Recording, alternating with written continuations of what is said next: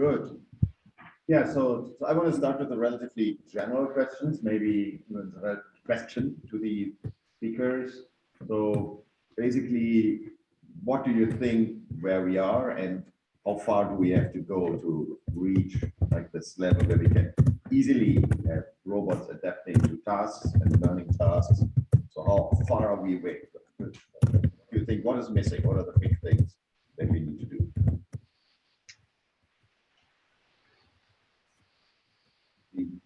I'm sitting next to Wolf, so maybe is the audio working? For the others well? Yeah. Oh, that's a tough one. Well, I must say, I find it utterly annoying that we still haven't solved this kind of picking up objects and moving them around and like what I showed in my talk, this kind of opening cabinets and drawers. We have done it in individual smaller projects, but I think as a community, it still seems like if whenever you want to do something like that, you kind of start from scratch. There are just no tools out there that everybody can use that more or less kind of just work, right? So for me, one goal would be at least to build systems so that can be shared with the community so that people can just more or less download it and it mostly works. I know it's not going to work 100%. And then we can see really moving forward, right? I totally agree. Of course, we need to do things like lifelong learning is going to be crucial. Learning in the wild, self-supervised learning, all the keywords we had today, of course, are, I think, going to be really important. But again, for me, the goal would be to come to a level of very robust general representations, pre-training that we can then use it across various tasks, across various labs.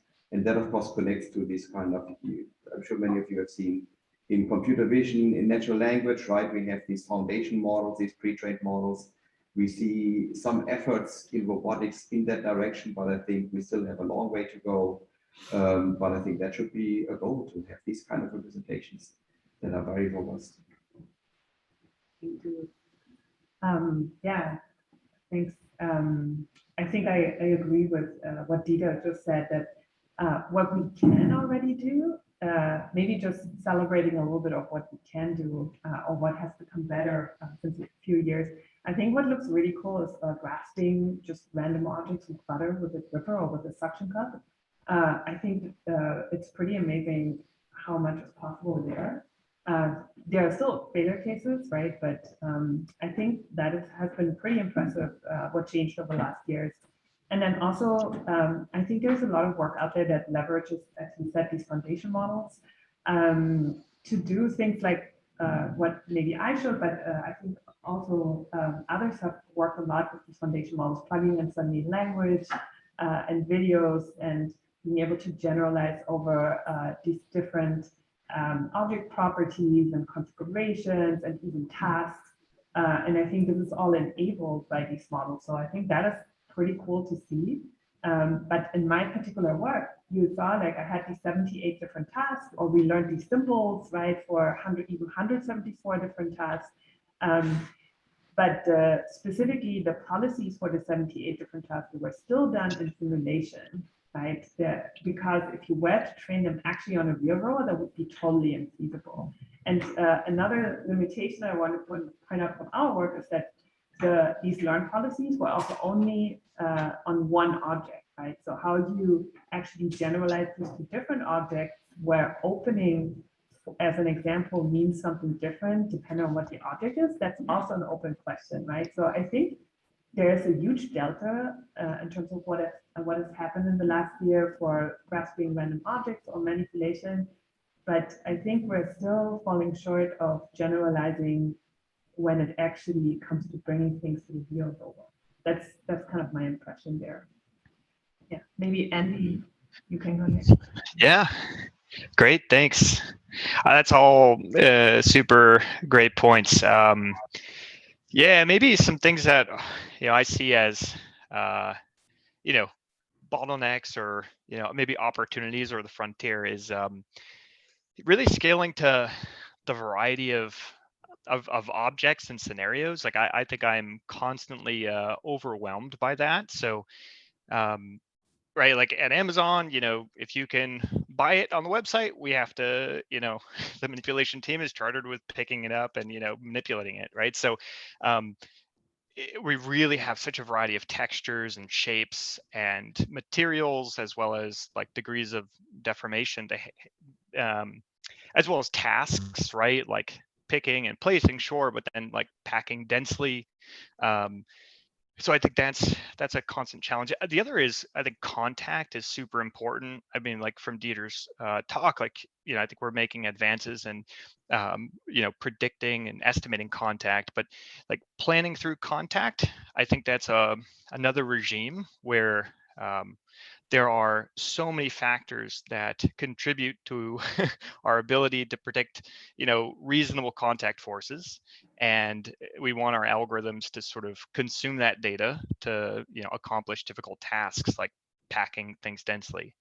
And then maybe the last sort of thing I see that makes scaling robot learning challenging is the diversity of configurations. So like, as we start to build robots, we plan to build like one robot and just copy it, right? But what happens is that as you maintain a fleet, the configurations sort of drift, right? So at some fulfillment centers, there's a pillar inside of it, and you have to split your work shell up. And then sometimes you'll have a new robot arm, whereas other parts of your fleet have an old robot arm. So and that configuration sort of combinatorially explodes really quickly when you deploy at scale. So that's been surprising to me. Do you think there's a fundamental challenge that we can identify here, that when we solve this one, we're going to take the next leap in manipulation or in robot learning for manipulation tasks? Like, because there are 3 people here who work on manipulation, rasping, and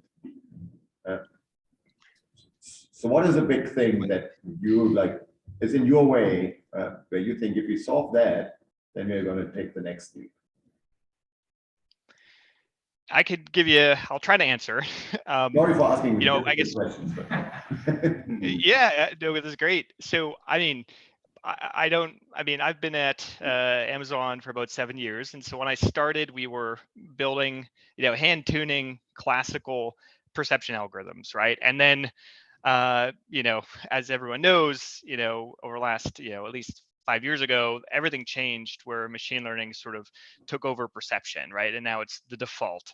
So I think I'm waiting for that to happen to sort of control, right? I think it's that might be the next big thing I'm looking for. So I think it's challenging for a lot of reasons, like we've been talking about, but maybe that's what I have my eyes out for.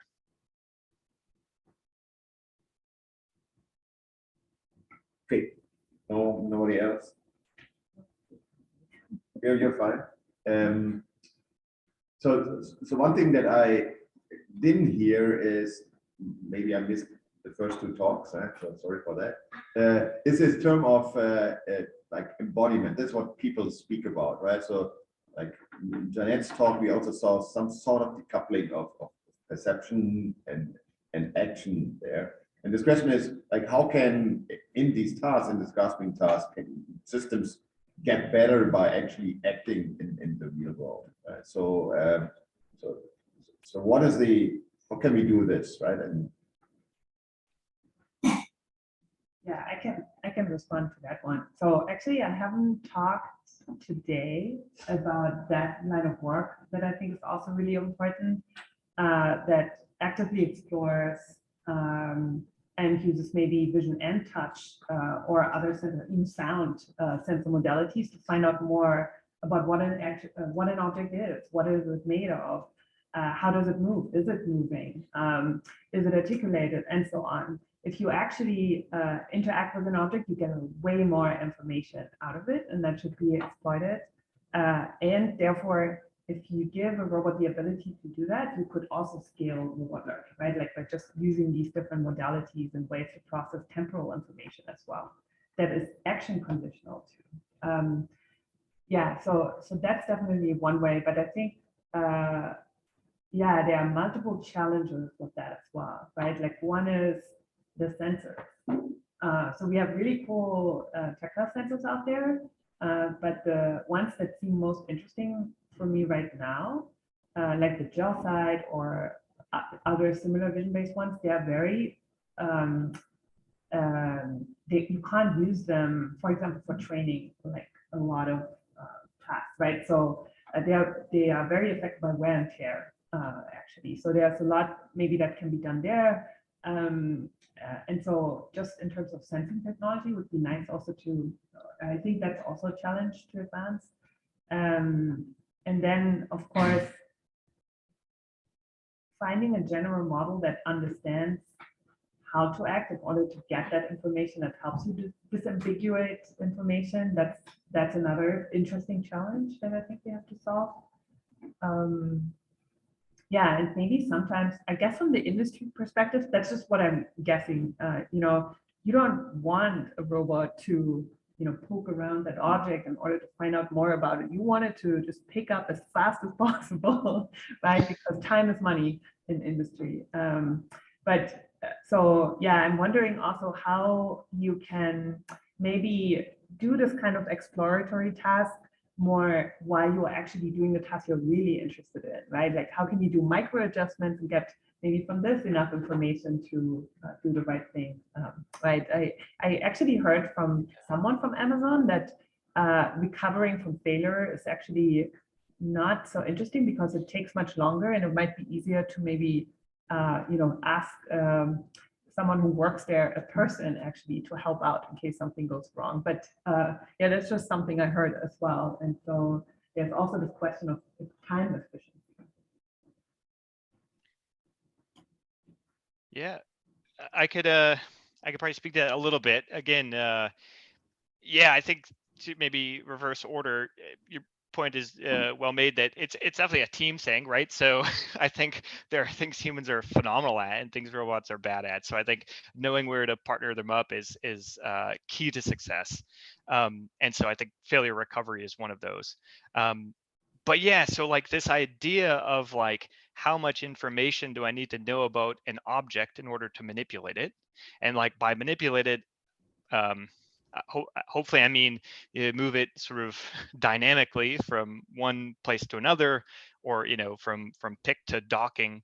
I think that's such an incredible challenge.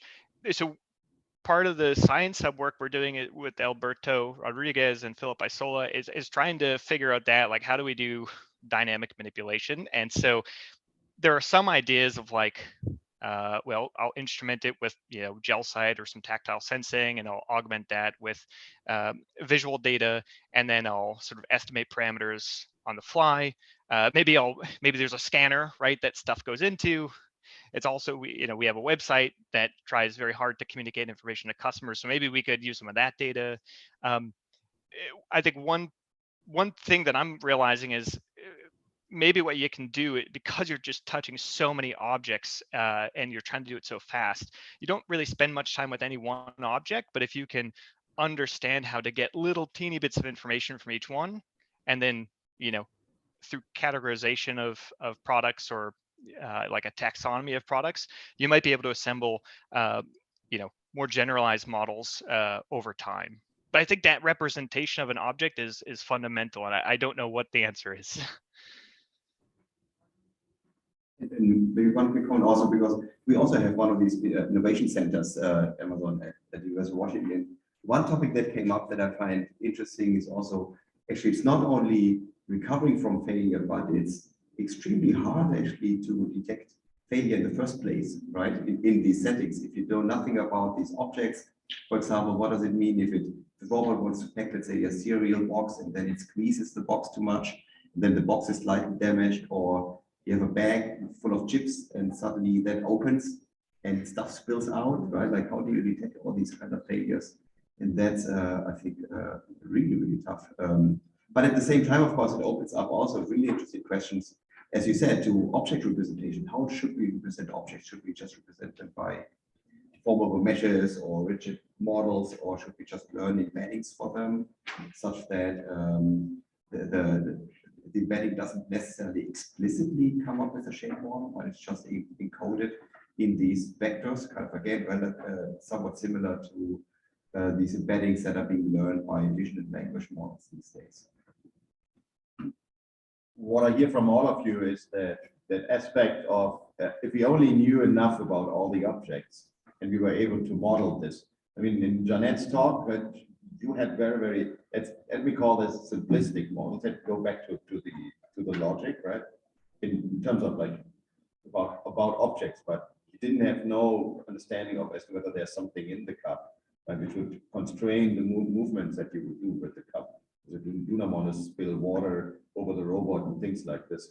So you can enrich these models like in various ways. And I think like the question is like, how complex do we need to go in order to make progress there?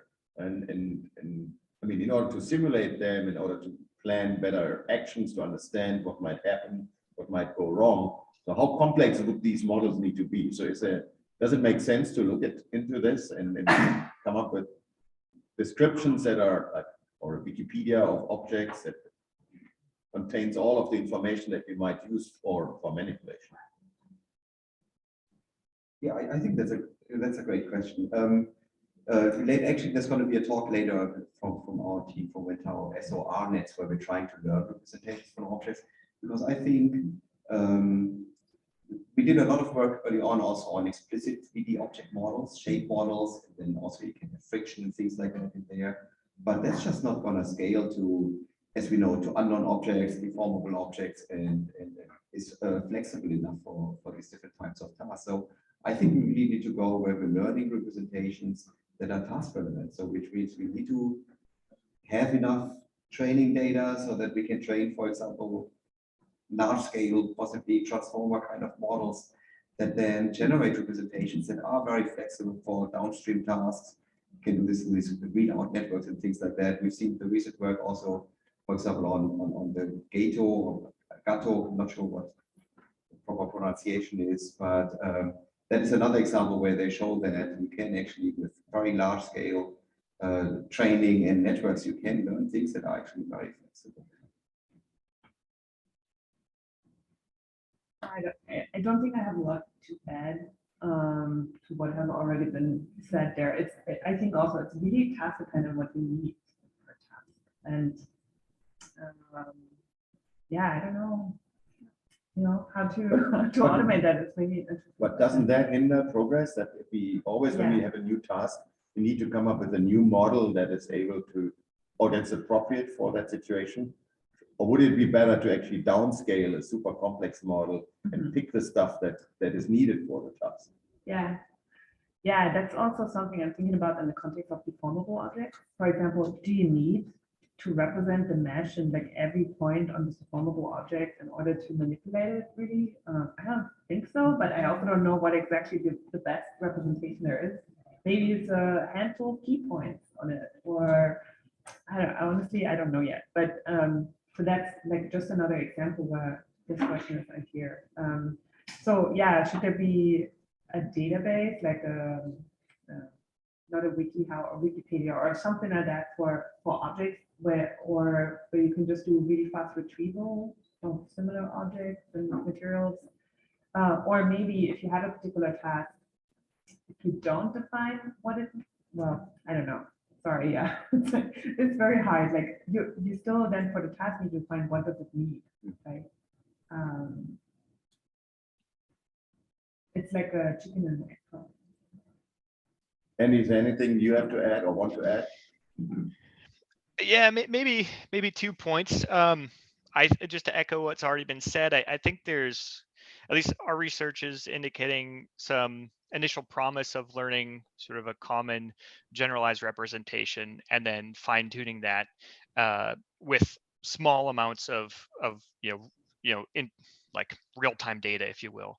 So I think that, like, honestly though, I think it's easy to say that, but I don't know how to actually do that for object representation. I think that I'm excited to try it and explore it, but I don't think I or we know how to do it yet. And then the second thing, like, I sort of realized, right, so in the land of modeling and simulation, especially physics-based modeling and simulation, I've spent a lot of time sort of adding complexity to models. And there's this trade-off between, introducing, I don't know, higher order models like deformable models, and then setting those parameters in a meaningful way. So like, it's great that I can add, Poisson ratio or coefficients of friction, whatever it might be, but setting that in a principled way from real data, especially like that just turns into an online estimation problem often. And that can be just as challenging. So, and you can easily introduce more artifacts, especially into your simulators, if you're not setting those things carefully. And then you have your networks exploiting those simulation artifacts, unfortunately. Great. So before we start questions for the audience, I just want to briefly apologize for mentioning simplistic about dimension. I didn't want to imply that this isn't great work. That's to not give you any false impression. I can respond to this. Yeah, that's totally fine. So yeah, it's actually, they are representative bounding boxes and their parents. And then you can plug them into these predicates. But this is only useful for the task planner, right? For the actual policies that you need, you still need all this geometric information, right? So it's actually a good example for, at the different levels of abstractions, you need different types of information to even, be able to execute this on a real robot. And that low level part is actually pretty high. But I kind of feel the task level part, I'm pretty happy with the task that are there and defining these kind of symbols of the data. Yeah. Okay, thank you. So I want to open the stage for the audience here as well. And if there's any questions to the speakers or to the questions that we were discussing, any ideas that you're having, please feel free and go to the microphone and ask. Hi, Peter McTyer from Michigan. So not all of us are Amazon and have 200,000 robots, but there are a lot of us here, and we all have different robots. And one thing we talk often about in terms of scale learning is diversity. So my question is, how important do you think it is for us to share data from our different robots in different labs? And what do you think the main challenges are for actually making that happen? Well, from my perspective, one of the main challenges is the kind of supervision on that data that you're getting, right? That's good. It's great to have all this diverse data, but at this point, I haven't seen the techniques out there that can, let's say, take full advantage of that diversity. We've seen some attempts, but it's not quite there. But I think once we get to the level where we have perceptual modules and reasoning modules that are actually more robust, then maybe those can be really enhanced by the diversity of this real world data that we can collect in the different labs. Yeah, thank you for this question. Yeah, I think this is an interesting question. So I think just like Dieter said, right, there are some attempts to deal with this diversity, but yeah, we're not yet there. I'm seeing Chelsea over there, right? Like you collected this crazy data set with all these different robots, right? And it's pretty difficult to leverage this, but yeah, so I'm thinking like one way to generalize over these different embodiments could be to think about the action representation as well. So for example, if you do have a different robot, maybe you don't care about exactly what the kinematics are doing. You actually often care about what the end effector is doing only. So if you have your policy, let's say, only learn to output this end effector representation, then you can use the normal controller to just deal with, all the rest of the kinematic chain. And we actually showed in some work that you can go from one robot to the other with that policy that has this, let's say, generalizable action representation, right? So that's like one trick, maybe to think about it in that way. Another way is to maybe condition on the kinematics. And I don't know if anyone, I'm looking at Chelsea right now, if anyone has tried this, for example, to take the known kinematics of these robots that were used for this collection, maybe represented as a graph or something, use that as input. We've done something like this in prior work where we use it for grasping with different hands. And we use basically the kinematics also as input to the network to condition the grasp generation as well. So that could be some ideas on how to deal with it. But yeah, I think these are just initial ideas on what to do. Yeah, I don't know if Andy, if you have a point. I mostly just want to say that's a great idea. I hadn't really thought of that before, but yeah, we're all doing research, right, and all generating data. And so how could we pool that? Um, I think maybe the closest experience I've had is thinking about how do we share data between, two programs, right, where each program is building a robot that generally picks up stuff and puts it down. And even that can be challenging, right, to figure out, what types of data are are shareable and how do you share it. But I wish I had better answers, but I think it's a great idea, and happy to keep, hammering on it if I could help. Okay, thanks. Next one. I guess I have a more like a philosophical question. Like, what's kind of the upper limit of robot learning? For example, you're allowed to do a lot of teleoperation, and one task that in a medical setting that a human teleoperator would very struggle with is opening the plastic wrap of a syringe. Like it's virtually impossible for you to do a teleoperation. A human can do it very easily. And I guess so there is some limits to, if a human can't even do it, like I don't think the robot can learn to do it. So I guess so it's a kind of philosophical question, like what's kind of the upper bound? What we need to also think about what kind of information or hardware that we need to provide the robot to actually be able to learn fast.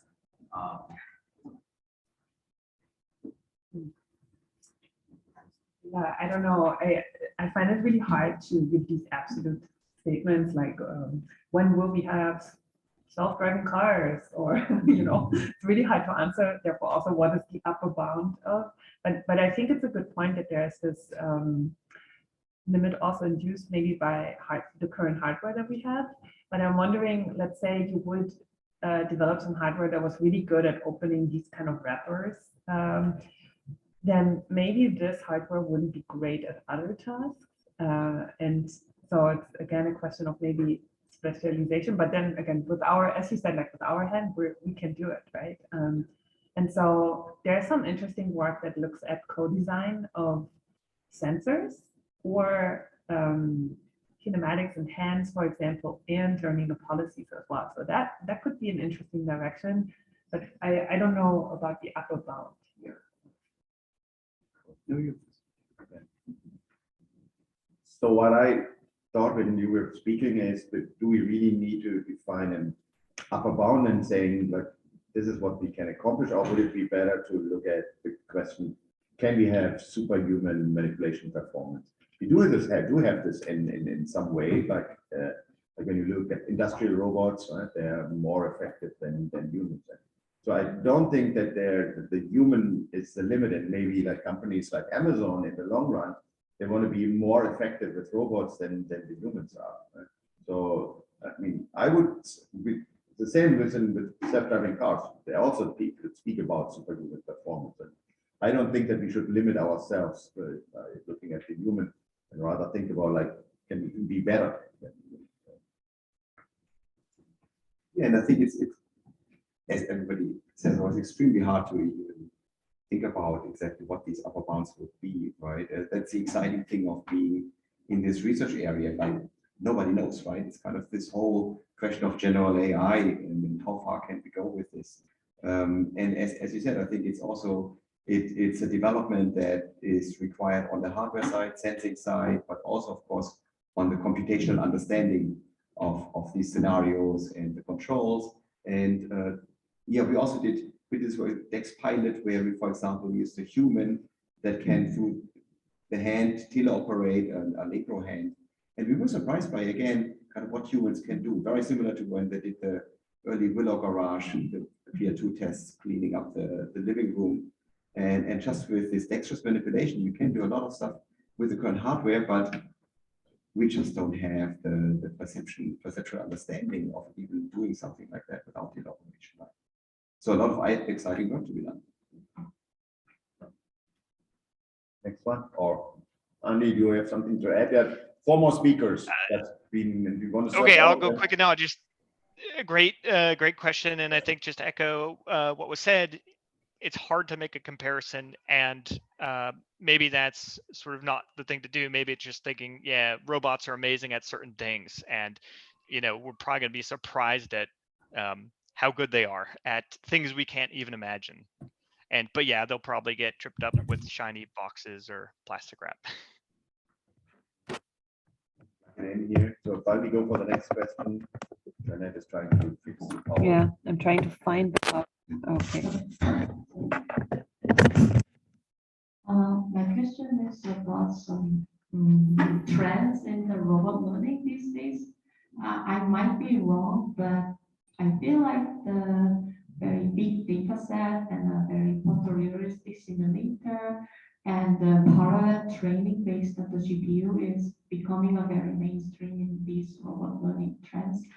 But what I am worrying about is that as a person in the academy, I feel like it is very hard to make a train over things based on the foundation model and the big simulator because it depends on the lab, but we do not have much of the GPUs to follow up the very research trends that is happening in the industry and some trends, some major things. So what I want to ask is, what would be the advice that you can give us to the academic people? What should be the role for the academic people in this kind of situation? You could just provide GPU. Yeah, buy them, just buy many of these. No, but I think that's a really great way. Well, one way to look at it is also maybe that the companies that can have the resources to actually build these foundation models, then if they publish these and make them available to the research community, maybe as researchers we should ask ourselves, so how can we take advantage of these, right? Like for example, I think we did some work, it's called Clipboard, where we took clip embeddings and just saw how can we combine them with other kind of structures in order to kind of connect language understanding with manipulation. So I think that's one way to look at this, right? Where, yeah, I think it's going to be really hard to train these really large scale models for a normal academic lab, right? But then it's about leveraging these and maybe doing some experimentation that kind of might guide this learning process, because right now I think we don't have a good idea of how to actually best train these foundational models for robotics. Should it be whatever, masked autoencoders? Should it be based on logical predicate supervision? Should it be on post-estimation supervision, things like that? So there are many open questions that I think we might be able to actually look at from a scientific perspective, for which you don't need these super large models. Next one, and you might have Andy answer the next question. Go ahead. Yes. I'm Shubham from Washington University. I have a question for Janet. So you demonstrated that using a data to train how to recognize the state of the things. So I'm wondering, is there a way to train through purely end-to-end and therefore to annotate state by itself, like clustering state or clustering elementary skills? So your network can learn by itself and generalize to larger data set and find more crucial skills to get that. Yeah. Thank you. Thank you for this question. It's actually a common question I get, but I also want to say this data set has already 200,000 videos. It's not as big as others that are coming out, right? And so it has like these 174 different actions. So it is pretty big. And if you wanted to do this end to end, so I'm not quite sure what you want to do end to end, like cluster different skills or learn the pre and post condition maybe? Or recognize the important state. Yeah, so you basically want to, if I understand correctly, figure out, instead of defining these pre and post conditions in order to ground them, you want to figure out what these necessary ones are, what are the important ones for each action, right? So yeah, I think this is also something that could be tried. And I think there are even works out there that have looked at how can we identify automatically pre and post conditions for these different actions. So I'm thinking of Benjamin Rossman's work, for example. I talked to him after his keynote talk. But one thing that may happen is that you have these actions that are shown, for example, in this videos, like open, let's say, and you may want to identify, oh, what are all the important pre and post conditions for these actions, right? So then you get these, but these are non-interpretable, right? Like unless you pick the names, they don't have a meaning in that sense. So it's hard to reuse them for another action, right? Like for another action class, you need to use all these other pre and post conditions. And it's unless you somehow maybe provide this information in some way, it will be hard to reuse them, right? So if you do this 4-day definition of the PDDL domain, as we have done, you get 37 predicates and they can be reused across all these actions. And so, it's a trade-off again between what is worth predefining or what is maybe not so hard to predefine, and what is really painful and you rather learn, right? And for me, this is often all these low-level sensory motor skills that are very intricate, which are very hard to model, which I find more useful to learn. And yeah, but that's again, like it's a trade-off, I would say. And what you're asking for, I think, is possible. People have worked on it, but again, the question is composability and therefore also scalability as well. Thank you. Next one. I have a question about how do we simulate things that are not explicit or not physics? For example, or not exactly not physics, but are hard to simulate. For example, where to put that projector that depends on, let's say, the light, or where that's projected into the screen, right? So also another example is when I look at a kitchen simulation or a real kitchen, the real kitchen, there are different stuff. There are spills on the counter. There are like things that we don't see in the simulator. So how do we, I guess, we prove this realistic realism of this? Yeah, I think that's an excellent question. I think certain things, what a projector also, I can imagine that the graphics people, they could figure these things out, or even if you put enough effort, maybe you could start modeling a scale. But the question is, where do we stop, right? Like, how far do you want to go? And there's effort. We've done some work on, for example, slicing, like simulating slicing with differential simulators, or how to reason about granular media and liquids. But the question is, how far do you need to go in these simulation levels in order to learn actually interesting things for a robot, right? Or does a robot even need to reason about these things?